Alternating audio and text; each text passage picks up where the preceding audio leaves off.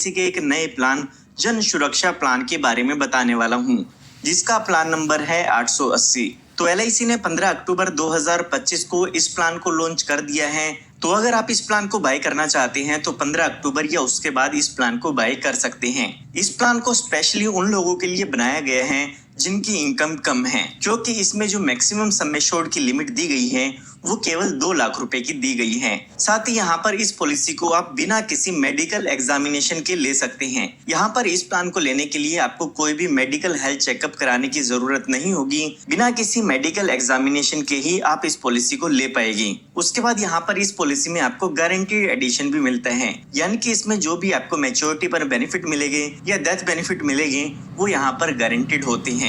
उसके बाद यहाँ पर LIC का ये प्लान एक लिमिटेड प्रीमियम पेमेंट प्लान है। यहाँ पर जो भी आपकी पॉलिसी टर्म होती है उससे 5 साल कम आपको प्रीमियम की पेमेंट करनी होगी। तो यहाँ पर अगर हम बात करते हैं इस प्लान को कौन ले सकते हैं, तो यहाँ पर अगर आपकी उम्र 18 साल से लेके 55 साल तक की है तो आप अपने लिए इस प्लान को ले सकते हैं। मिनिमम एज इसमें 18 साल की होनी चाहिए और यहाँ पर मैक्सिमम एज 55 साल तक की दी गई है। उसके बाद यहाँ पर हम मिनिमम बेसिक सम एश्योर्ड की बात करते हैं तो वो अमाउंट यहाँ पर 1 लाख रुपए का दिया गया है और मैक्सिमम सम एश्योर्ड यहाँ पर 2 लाख रुपए का दिया गया है। इसका मतलब ये नहीं है कि ये अमाउंट आपको पे करना है, इसके बेसिस पर ही आपके पॉलिसी के बेनिफिट कैलकुलेट किए जाते हैं। यहाँ पर मैक्सिमम 2 लाख रुपए का सम एश्योर्ड इसीलिए दिया गया है क्योंकि इसमें मेडिकल एग्जामिनेशन नहीं होता है और साथ ही साथ जिनकी इनकम कम है उनके लिए ये प्लान बनाया गया है। उसके बाद यहाँ पर बात आती है पॉलिसी टर्म की, यानी कि कितने साल तक आप इस इंश्योरेंस पॉलिसी को ले सकते हैं। इसमें आप पॉलिसी टर्म 12 साल से लेके 20 साल तक के बीच में कोई भी चूज कर पाएंगे।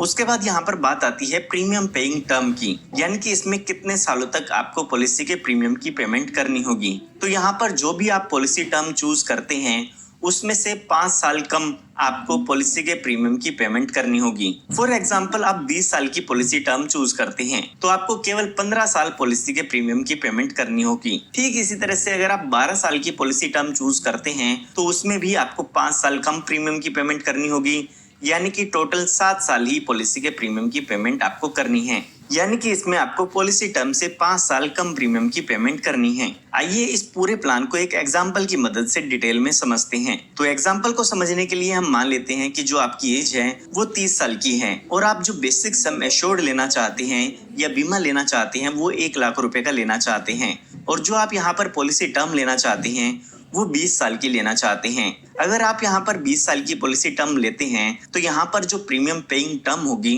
वो 15 साल की हो जाती है, क्योंकि अभी हमने जाना कि इसमें आपको 5 साल की छूट मिल जाती है। तो यहाँ पर हमारे एग्जाम्पल के हिसाब से जो हमारी एज है वो 30 साल की हो चुकी है। अगर हम इसके प्रीमियम की कैलकुलेशन करते हैं तो 1 साल का जो एनुअल प्रीमियम यहाँ पर होगा वो होगा 5,835 रुपए का। जब भी हम पॉलिसी लेते हैं तो उस टाइम पर हमें इस पॉलिसी के प्रीमियम की पेमेंट करनी होगी। यहाँ पर हमारी पॉलिसी की प्रीमियम पेइंग टर्म 15 साल की है तो यहाँ पर हमें 15 साल तक पॉलिसी के प्रीमियम की पेमेंट करनी होगी और उसके बाद बाकी के जो बचे 5 साल हैं उसमें हमें कोई भी प्रीमियम की पेमेंट नहीं करनी है। अगर इन 15 सालों में हम टोटल देखते हैं कितना हमने प्रीमियम पे किया है तो वो अमाउंट 87,525 रुपए का हो जाता है। उसके बाद यहाँ पर जब आपकी पॉलिसी टर्म खत्म हो जाती है या आपकी पॉलिसी के 20 साल पूरे हो जाते हैं तो उस टाइम पर इस पॉलिसी की मैच्योरिटी हो जाती है और मैच्योरिटी पर आपको सम एश्योर्ड ऑन मैच्योरिटी मिलता है और साथ ही साथ गारंटीड एडिशन मिलता है।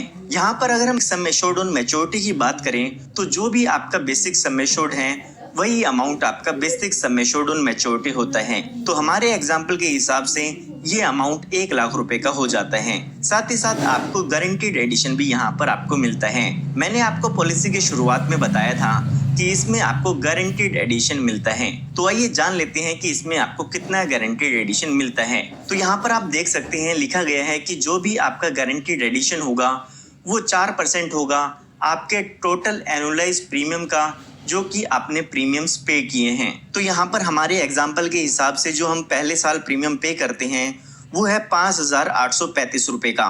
अगर हम इसका 4% अमाउंट करते हैं तो ये अमाउंट ₹233.40 आ जाता है। ये हमारा फर्स्ट ईयर का गारंटीड एडिशन अमाउंट होगा। ठीक इसी तरीके से हमें सेकंड ईयर का गारंटीड एडिशन कैलकुलेट करना होगा। तो यहाँ पर हमें सेकंड ईयर में भी फिर से ₹5,835 का प्रीमियम पे करना होगा और फर्स्ट ईयर में हम ऑलरेडी ₹5,835 का प्रीमियम पे कर चुके हैं। तो यहाँ पर 2 साल में जो हम प्रीमियम पे कर चुके हैं वो है ₹11,670 का। अगर हम इसका 4% का अमाउंट करते हैं तो ये अमाउंट ₹466.80 हो जाता है, जो कि हमारा सेकंड ईयर का गारंटीड एडिशन होगा।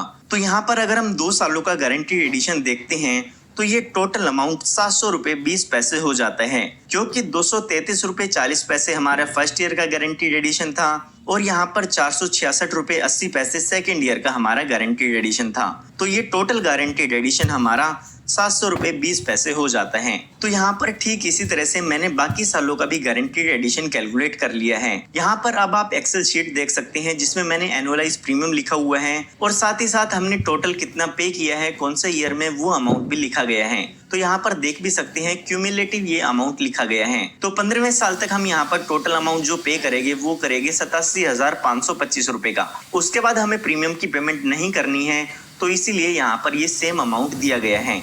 16 से लेके 20 साल तक ये अमाउंट कांस्टेंट रहेगा, क्योंकि हमें कोई भी प्रीमियम की पेमेंट नहीं करनी है। उसके साथ साथ यहाँ पर आप देख सकते हैं कि गारंटीड एडिशन की भी कैलकुलेशन हमने कर ली है। 20 साल का गारंटीड एडिशन हम देखते हैं तो वो ₹45,513 का हो जाता है। तो यहाँ पर मैच्योरिटी पर ये जो हमारा टोटल अमाउंट होगा मैच्योरिटी का वो ₹1,45,513 का हो जाता है। तो इस तरीके से आप भी गारंटीड एडिशन की कैलकुलेशन कर सकते हैं या फिर मैच्योरिटी अमाउंट की कैलकुलेशन कर सकते हैं।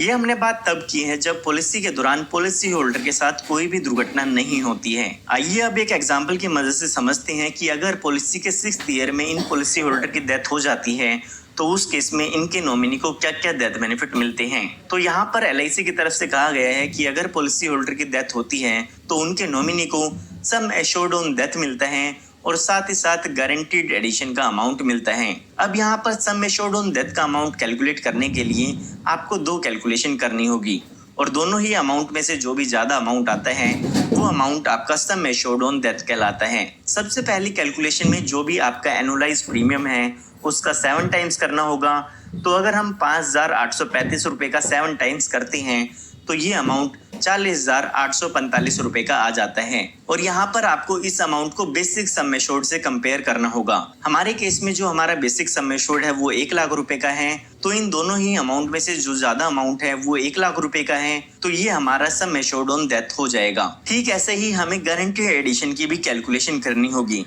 यहाँ पर अगर पॉलिसी के 6th ईयर में पॉलिसी होल्डर की डेथ होती है तो 6 साल का गारंटीड एडिशन इनके नॉमिनी को मिलता है। तो हमारी एक्सेल शीट के अकॉर्डिंग हम देख सकते हैं 6 साल में जो हमारा गारंटीड एडिशन होगा वो होगा ₹4,901 का। तो अगर हम यहाँ पर टोटल डेथ बेनिफिट की कैलकुलेशन करते हैं तो वो ₹1,04,901 का हो जाता है। तो इस तरीके से आप भी डेथ बेनिफिट की कैलकुलेशन कर सकते हैं। उसके बाद यहाँ पर इस प्लान में आपको राइडर्स की भी सुविधा मिल जाती है। आप अपनी पॉलिसी में एक्स्ट्रा प्रीमियम पे करके एक्स्ट्रा बेनिफिट ऐड करा सकते हैं। तो यहाँ पर आप अपनी पॉलिसी में accidental death and disability benefit rider add करा सकते हैं या फिर आप एक्सीडेंटल बेनिफिट राइडर भी ऐड करा सकते हैं। उसके बाद यहाँ पर आपको अलग अलग प्रीमियम पेमेंट मोड देखने को मिल जाते हैं। इसमें आप अपने प्रीमियम की पेमेंट मंथली कर सकते हैं, क्वार्टरली कर सकते हैं, हाफ ईयरली कर सकते हैं या ईयरली भी इसमें पॉलिसी के प्रीमियम की पेमेंट आप कर पाएगी। उसके बाद यहाँ पर इस प्लान में सबसे अच्छा जो बेनिफिट दिया गया है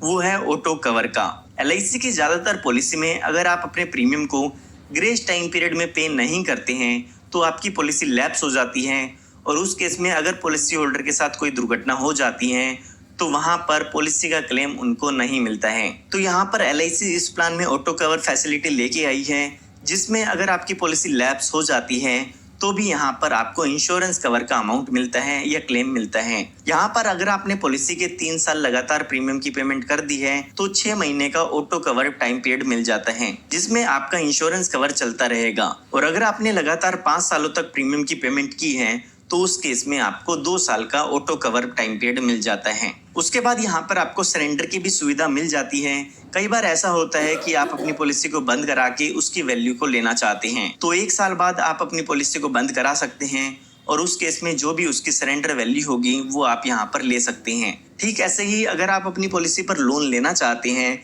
तो पॉलिसी के 1 साल बाद आप अपनी पॉलिसी पर लोन भी ले सकते हैं। तो यहाँ पर मैं उम्मीद करता हूँ कि आपको LIC के प्लान जन सुरक्षा प्लान की कंप्लीट इंफॉर्मेशन मिल गई होगी।